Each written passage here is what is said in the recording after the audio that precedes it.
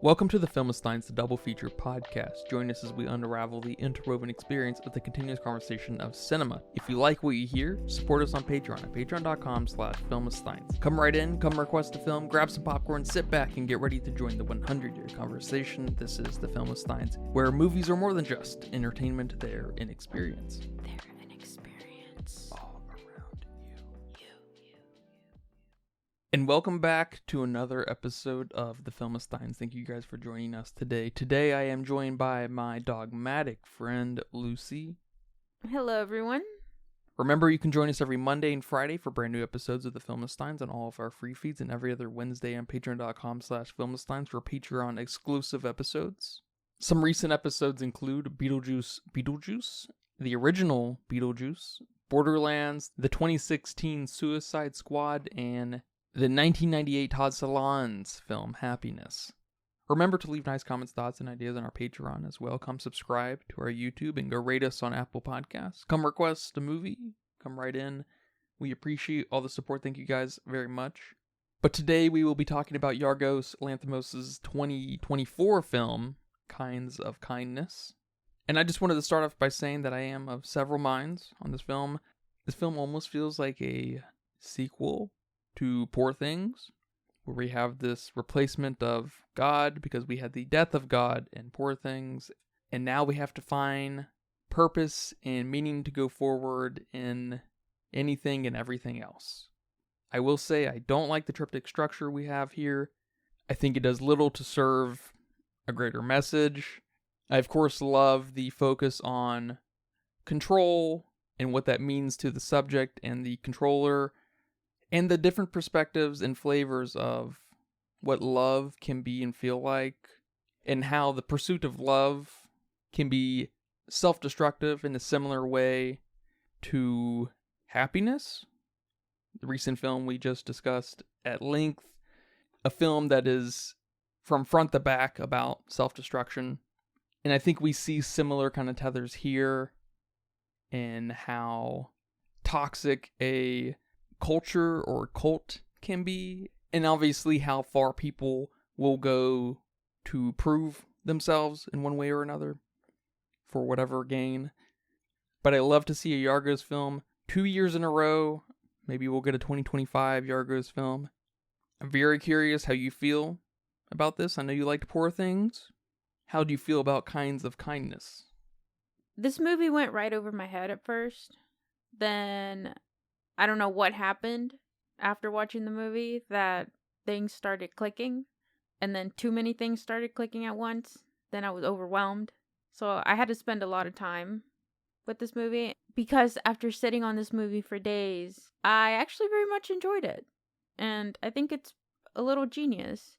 We have a tinge of surrealism that I'm glad we didn't have a lot of, with this discovery of a resurrectionist in the third story, or the dog dream she tells us about in the second story. And I'm glad there wasn't a lot of it, because I tend to not click with surrealistic movies. Those definitely go over my head. But similar to what you said, it's a film about the complexity of love and these underlying themes of a facade of kindness, or what kindness means to different people. We dive into abuse, desperation, toxicity, escapism, destruction, and manipulation. But I enjoyed very much how these themes were covered and how they were handled. And it felt almost dystopian to me with a lot of the visual imagery in the film, with those tinges of surrealism that I liked.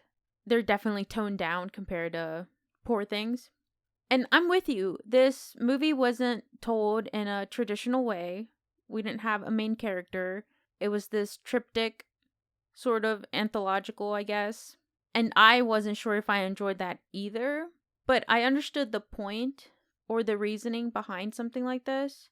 Because when I think of triptychs, I mainly think of paintings, paintings side by side, and they're split up, but as a whole, they represent something, whether it's seasons or time passing or life, death, and birth, they tend to represent something when you put them all together. And that's really what tripped me up about this movie.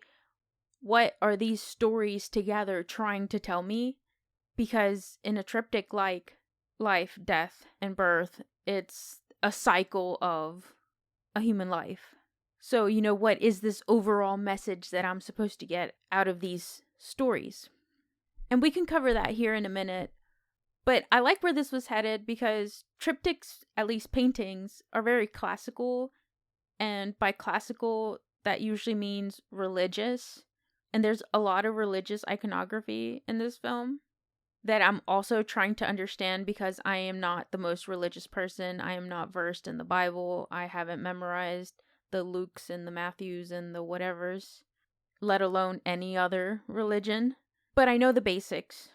So I'm hoping we can break something down here together. But as far as how the story is told, it almost felt like I was binge watching a TV show. They almost felt episodic. I like the first story a lot, probably because it's the one that made the most sense to me while watching it. The other two, I really had to think about a lot, especially that third one, because that extremity of the cult was too far for me. So I didn't know if it was symbolic there or if it was literally a cult. But I do think it's up for interpretation on which of these stories happen first, as far as how they tie in together. I'm not sure. I have to think about that too. The performances were awesome. The characters were strange and great. I like this cast we have here. When I think of Jesse Plemons, I think of that one episode in the Netflix series Black Mirror, and he was weird then. But he's been popping up. He was in that show I recently watched, Love and Death, with Elizabeth Olsen, and Jesse Plemons is playing her lover, and he's weird. And he had a brief cameo in the new Civil War movie, and he was great in that, so he's growing on me a bit. Emma Stone as well, she was phenomenal. After Poor Things, she's really grown on me as well. I also like Margaret Qualley. I think that's her Qualley. I'm not sure how you say her name. She was in that Netflix show, Made. I don't know if you watched that one with me, but it was really good. And she also had a brief cameo in Poor Things. So I'm excited to see her in more things as well. I love the soundtrack. The score in the film was awesome. It's so genius connecting the soundtrack to the themes of the film. I really like that. The dialogue and the character interactions were awesome. They were complex. They were harsh to a degree. And I feel like I need to rewatch this movie for sure. Yeah, I thoroughly feel you on the religious aspect. I feel like on one hand, I guess I feel like there is this element I'm not connecting with and not being deeply religious, because Yorgos is obviously very interested in certain religiosities. But I will say I think it comes from a point of cynicism and almost a point of comedy for him. I think so too. And so this film on one hand feels like it's a little bit of that mirror shown to folks of look how absurd your dogma is and the way you just are and the way you think about, your faith. And I think, like the Bible and like many fables, is not intended to be so literal, but representative of a greater picture. And I do think there's something deeply modern about this too. And that's one reason I sort of feel like it's a soft sequel to Poor Things, in that we've let these cultures and subcultures and even so-called fandoms dictate how we think in some way or another. I'm deeply interested in internet mobs and the rules and do's and don'ts that come with being part of these organizations. Because as we all know, one fundamental amorphous kind of law within cults is guilt by association, which we see in the third story pretty deeply. And of course, the first story is just having this moment of clarity in one's life and being like, that's actually kind of crazy what you're asking of me, but then you're exiled but these are your friends. These are the ones who give you love and purpose in life. And so you need to do everything you can to come back to them, to get back to them, to be re-accepted. So to me, it almost feels like there is this launching point of religion and proper cults. But because of our time and place, feels especially modern because of all of these subcults that have largely displaced any kind of higher power. They are the higher power, or the leader is the higher power. The Willem Dafoe is the higher power. And in the second story, the Jesse Plemons is the higher power, and they are testing the ones that love. And I love the mirror because we all take part in our little culty things, depending on how gatekeepy we are. It can be more toxic than another, I guess, more harmful than another. But I'm having a hard time understanding what the point is outside of its cynicism. Because in Poor Things, it felt like an objective. And in here, it feels simply like, look how absurd you are. And of course, there are many films that don't have a sticking point that I very much love. I can't think any off the top of my head right now. But there's something about Kinds of Kindness that is kind of beating around the bush for me and not getting to the meat of the matter. Yeah, I definitely get you there. I definitely get you there. That's why I felt like I had to spend so much time thinking about this movie, because there had to be something more. There had to be so what to all this manipulation and abuse and whatnot. And what was a big clue for me, I guess, was the title, because I didn't want to take it so ironic, because there's obviously not a lot of kindness going on in this movie. But I do like what you said about this religious iconography and him kind of having fun with it, turning it into a comedy, especially that third story with this idea of purity and how you get shunned when you're not pure, whatever that means, whether that's literal of, being a virgin, how that's seen as purity, or more metaphorical as you're not doing the things that society wants you to do or that your religious background wants you to do, so you are then shunned from the community. And then I like your tie-in to this film being a slight sequel to Poor Things because of Emma Stone's character being so sexual, kind of letting us know that Yorgos is not taking this literal. And I think one of the keys here is RMF's character. He's a pretty important character. Not only are all the stories titles that include him, RMF is flying, RMF eats a sandwich. I don't know what the first one was called. But he's also very symbolic, even though we don't see a lot of him. In the first story, he's the one that gets run over. He's the one that gets got by Jesse Plemons' character. He's the sacrificial lamb. He's the sacrificial lamb. In the second story, he's the pilot who rescues Liz. And in the third story, he's brought back to life. And who else do we know that's been brought back to life? Jesus, the man himself. And Jesus died for our sins and was brought back to life. Jesus' resurrection represents second chances. And even though in his story that's a literal interpretation, he literally came back to life, in the film, I think RMF's resurrection represents getting a second chance at life in the sense of finding forgiveness and finding a way to forgive the people around you, to forgive your manipulators, your whatever, your situations, and enjoy life. The overall gut punch feeling I got from this movie was get out of your situation before it's too late, with these ties of finding a way to forgive others. And I think it's so comedically said at the end with RMF eating a sandwich. He's just there, enjoying life. And then he spills ketchup on his shirt, kind of making it like a haha moment of him dying.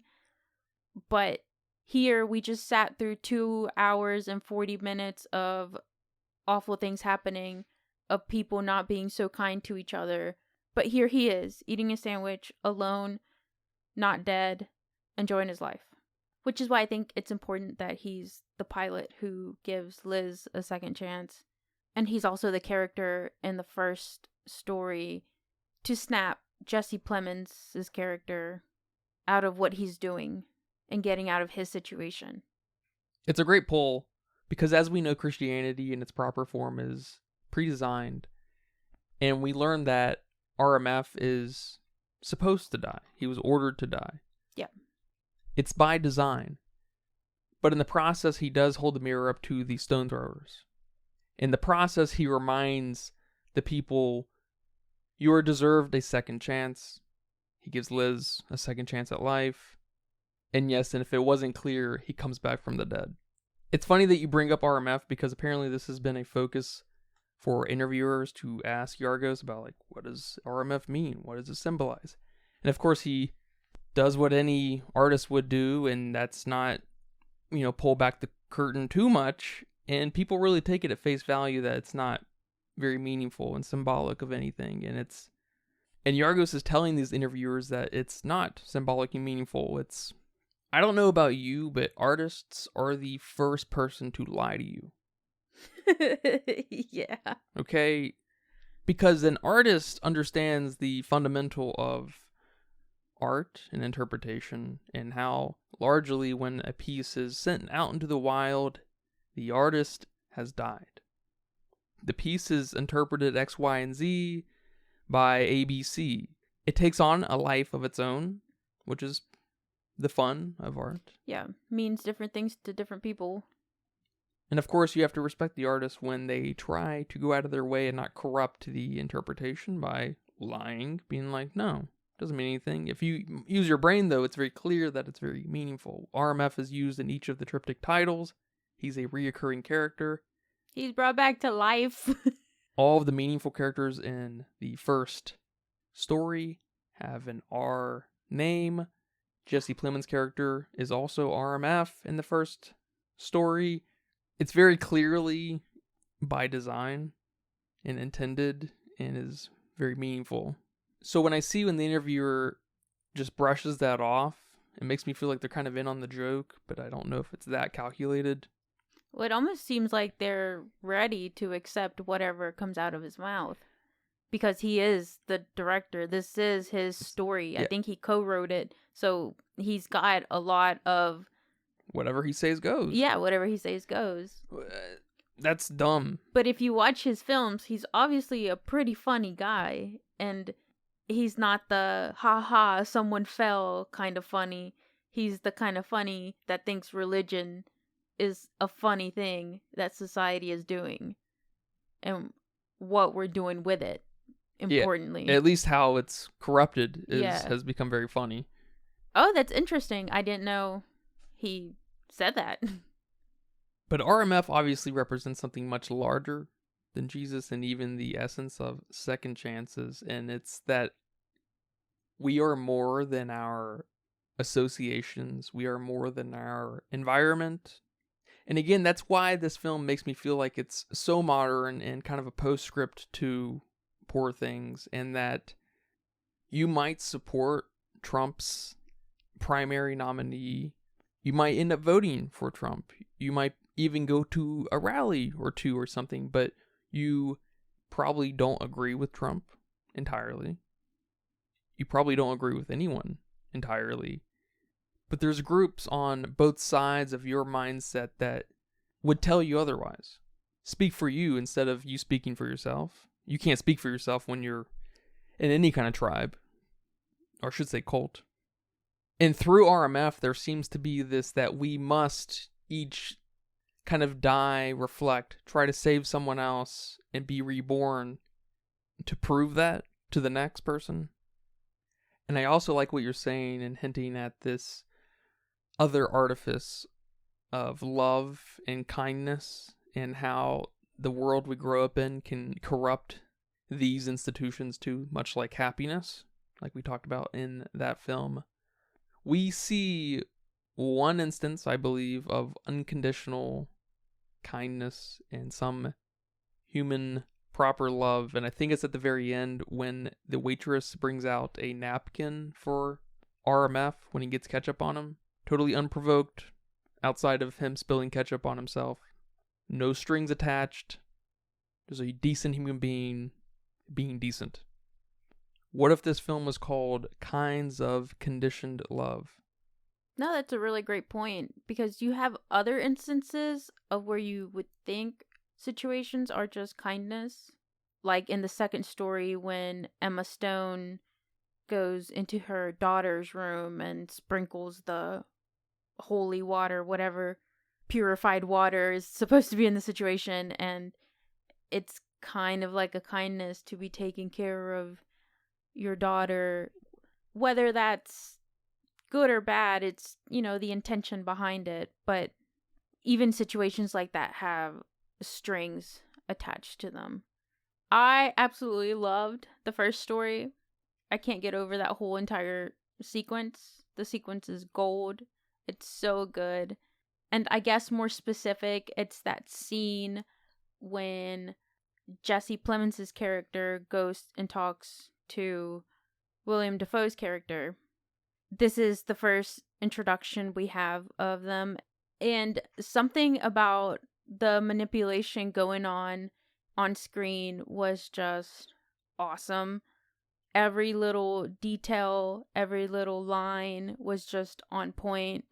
I think Yorgos really captured the mind of a manipulator so well, and just these toxic relationships that narcissistic people have with their loved ones.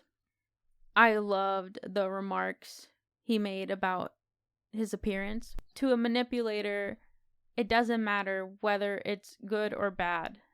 Something as simple as him telling Jesse Plemons' character, "Your hair looks nice like that." It's so loaded. The comments on you losing weight, you need to gain more weight. And those comments are harsh. But then it's also the remarks that come after those harsh comments.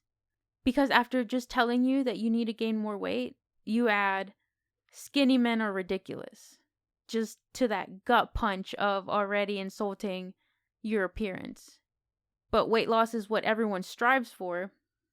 Then after that remark comes the argument of, "No, I haven't. I haven't lost more weight." And the, "Yes, you have, because I am telling you, you have." And that's what goes. The argument, the point, the remarks, it always ends on them. And there's so many things going on here too, like him embellishing the truth so he doesn't get mad at him. Like when Jesse Plemons' character lies about almost being done with the book when we obviously saw him only on page 20 or something. And throughout the rest of the story, it's doing the thing that the manipulator wants you to do, but you not wanting to do it because doing whatever they're asking you is making you feel like shit. But you do it because even though you didn't want to, it's a breath of fresh air because now you're back on their good side. But then we have something here that I absolutely love, that Jesse Plemons' character decides to stand up for himself, to stand up to his manipulator, and the worst possible thing that could have happened is getting replaced. And just that pit in your stomach of fucking up and no longer being this person's favorite or even in their lives at all. I mean, he completely cuts him out. It's so well captured. I absolutely love it. And not only are these plot points, this dialogue that goes on in this story on point, but we also have the colors. I like the colors going on here. They're not super bright. Like I said earlier on, they feel very dystopian. They set this eerie tone with all the manipulation going on, and even the camera work feels a bit submissive, if I can put it that way. We don't get a lot of close-up shots or shots where we're being the bigger person, but more shots of us feeling like we're the lesser person, if that makes sense. No, yeah, totally, because they think in the first and third story, we kind of do take the side of the so-called victim, I think, in those two stories. And then in the middle story, we take a little bit more of an objective view, watching Jesse Plemons' character push Emma Stone's character.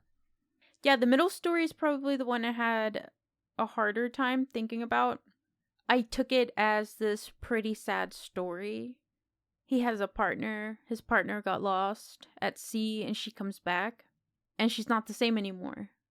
And maybe just pulling from my own life, having a dad who had an accident, a pretty traumatic head injury, and him not coming back as the same person.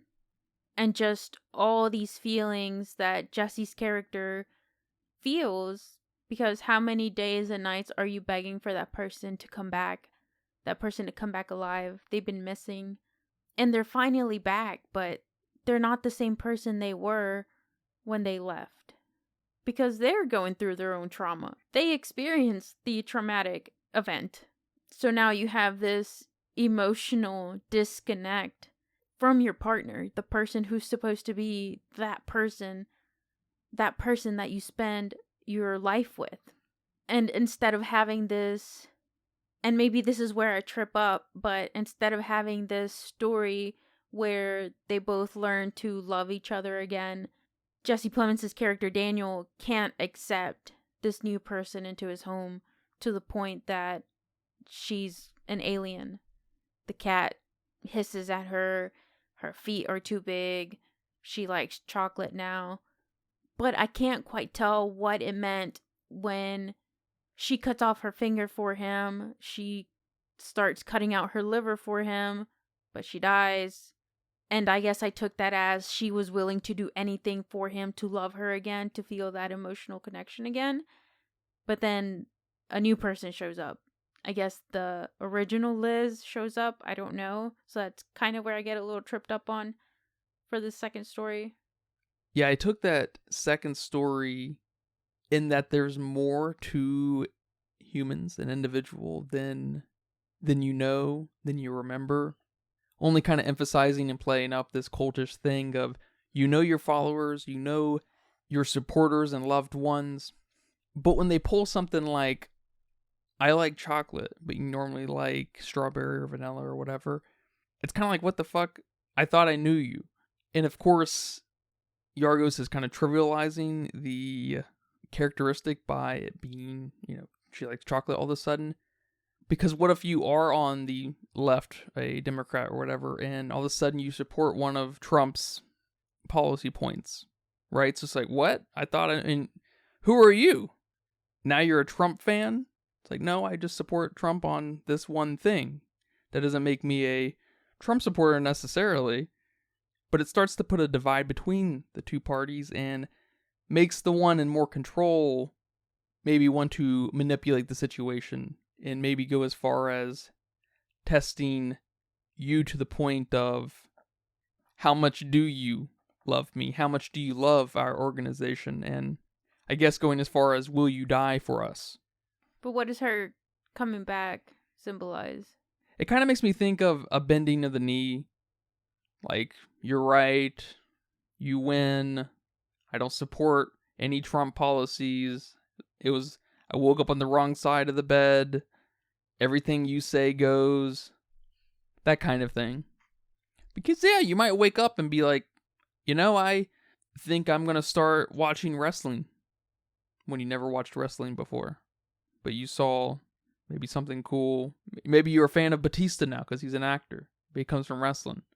And the cat thing is kind of funny because, as everyone knows, your cat is going to attack you one way or another, do something weird. And I love that moment happening, especially before anything else, because it's this like retrospective confirmation bias. It's like, oh, that's why the cat hissed at you. Because you're someone else, I don't even know who you are anymore. I love that. How many times have you seen that in movies or TV shows, or even maybe in real life, people responding in that way, like, I don't even know who you are, when maybe the better response is, oh, that's interesting. Why? Like, what spurred that on? and kind of get to the nut of it. If it's bad, maybe kind of talk it out in a constructive way, but if it's just different, don't shut it down, you know? No, that's a very good point. I guess people would see it as if you change your way you feel about chocolate or strawberries or whatever, you're going to change the way you feel about me, and you're going to leave me. Yeah. And that's not okay. It's not okay to think like that. And that's that cynicism of how fragile I think Yorgos thinks of cult leaders. And the semblance of some kind of leader entity behind the organization. Because sometimes I don't think it actually exists. There's this kind of reference of a leader when there isn't an actual one. There's also something in that second story that I want to bring up. And it's when she tells us about the dream she had with the dogs, I guess, taking over the humans. And Emma Stone's character tells us that she ate chocolate because she wanted to rely on something that was consistently available rather than something that depletes each day. And I very much like that. And I guess I took that as people getting comfortable or content in a relationship just because of that consistency. Yeah, no, I took that in a similar way in that the abundance lives in the unconditional, and the limited lives in the conditioned. And that you have, you obviously have to work for conditioned love. And unconditional love just comes in waves that you have no control over. Yeah. I like the introduction of the movie. And by introduction, I mean the very beginning. I love when music starts playing while we see the opening credits. Like when we're seeing the production houses or whatever, all that jazz. Absolutely. I don't think there's a better way to set the mood of a film. Yes, I get pumped, I get excited. I'm like, oh, I'm in for a treat here. I love that this movie started that way, and I love that it started with the Sweet Dreams song. And the Sweet Dreams song is perfect. It's a perfect interpretation of what's going on in this film. Some of them want to use you, some of them want to be used by you. Some of them want to abuse you. Some of them want to be abused. And there's so much to unpack on that song. And the nature of humans wanting this human connection. Whether you like being used. There's people out there that don't know what to do with their lives. That they're happy to just be, just exist. And be present in someone's life. But you also have the manipulators, the narcissists. The people who want to abuse you. Who want to control you.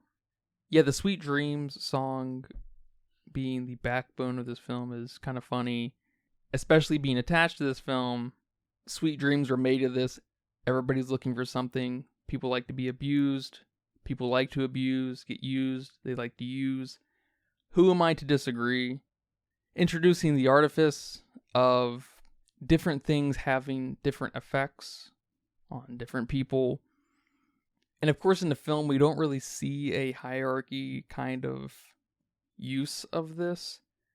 Because in the first story, we see Jesse Plemons being completely controlled by Willem Dafoe's character, and so on. But in real life, you see a hierarchy of exactly this, especially with people who have so-called faith in religion, in that they suffer because of God. That's the human's way. But they also make other people suffer. Not everyone, of course. Some people are good Samaritans, right? But like you said, there's also people who are kind of asking for it in some way and is arguably not suffering, I guess, at the same time. Because some people just want to be told what to do, more or less. And I guess, is that suffering? Who am I to say? Who are you to disagree? Everybody's looking for something. I really liked the score in the movie too. It felt very jarring. And I mainly noticed it in the first story, but it is sprinkled throughout the film, where you have this very soft piano key, and then all of a sudden it's like they hit as many keys as they could with both their hands, like dang. And it kind of gave me this vibe of being okay for a second while that soft piano key hits. But then when the rest of the keys hit all at once, kind of feeling like the world is crashing and just having that cycle repeat of feeling okay, then crashing, and feeling okay, then crashing. I mean, it was completely jarring, and I loved it.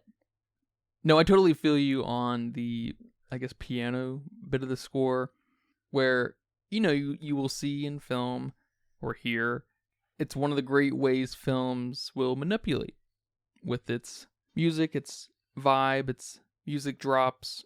But in Kind of Kindness, it feels like there's this rhythmic kind of representation of being anxious and in real time being alienated in some way. Yeah, that's a great way to put it. All right, man. Well, thank you for watching Kinds of Kindness with me and talking about it here today. You're welcome. Thank you for making me watch this. I really would like to rewatch it. Do you have a budget guess? My budget guess is 40 mil. I say that because Poor Things was 35 mil, and this is a sequel. But now that I think about it, wasn't it made around the same time? Or while Poor Things was being edited, this was being made? Yeah, I think during production, this was being written. Oh shit, he's a busy man. He's a busy man. Yeah, and I don't think it's a proper sequel. It just gives me that impression. Yeah. But usually they spend more and more on the next film and the next film. Sure, that seems to be the trend. Yeah. For 99% of American films. And this movie was about 3 hours. So I'm going 40. It says here that it was 15 million. Holy crap. That's awesome. And it went on to make 15.8 million. Oh no. Did this have a wide release? Wide-ish. It kind of ran into that A24 thing where it was only in high traffic theaters. Okay. Yeah. Okay. It came so quickly to Hulu, though, that it feels like it was almost made for Hulu, so. They don't take that into account, right? Yeah, no, the box office is just tickets. Just tickets. And over on Letterboxd, with 373,000 people, they did not go to the movies. They weighed in at a 3.4. Okay. You know what? I'm liking this movie. The more and more I talk about it, the more and more I think about it. I want to rewatch this to have a better or a more sturdy score. I loved the themes, the messages. I also like that this didn't come from a source material like Poor Things did. So I think I'm going to give it a 4. That's a pretty high score. That's nice to hear. Definitely did not feel that way while watching it. I'll tell you that. This movie is probably the first movie I've ever in my life had to sit with for the longest time and have that drastic of a change from watching it to sitting on it for days. It's weird. It's a weird experience for me, that's for sure. Again, that's why I want to rewatch it to solidify my 4. It being my second Yorgos film, I might be a Yorgos fan. Yeah, for me, I think this is a solid 3 out of 5. It has all the trappings of a movie I would really like, other than being very long. It doesn't have a proper sticking point for me. It's funny. I like the cynicism. I like the exposé of culty things, especially religiosities. It's very cute. Yep. I'm a bigger and bigger fan each time I see Emma Stone in movies like this. Yeah, put Emma Stone in a Charger. I'm a fan. But yeah, very solid movie. I very much look forward to the next Yorgos film. But thank you again for watching this movie with me, and thank you guys for listening to this episode of The Filmistines. I hope you guys enjoyed that. And remember, we post every Monday and Friday with brand new episodes of The Filmistines on all of our free feeds, and every other Wednesday on patreon.com/Filmistines for Patreon exclusive episodes. Our next episode will be on the Joker film, the Joaquin Phoenix, Todd Phillips film. We'll see how that ages. And of course, in preparation for the Joker sequel. I'm excited. Probably one of the last good movies before COVID hit that I went to the movie theaters to go see. So please look forward to that. Remember to leave nice comments, thoughts, and ideas on our Patreon as well. Come subscribe. Come right in. Go subscribe to our YouTube. Rate us on Apple Podcasts. We appreciate all the support. Thank you guys very much. But until next time, take care. Bye-bye. Bye-bye. And that's a wrap for today's episode of The Filmsteins. Thanks for tuning in and joining us on our cinematic journey. We hope you enjoyed the discussion and gained some new insights and perspectives in the world of movies. Don't forget to subscribe to our podcast on your favorite platform, especially Patreon at patreon.com/filmsteins, and follow us on social media for more film-related content. We love hearing from our listeners, so if you have any feedback, suggestions, movie recommendations, or book recommendations, please feel free to reach out to us. Until next time, keep watching and keep loving the magic of movies. This is the Filmsteins signing off.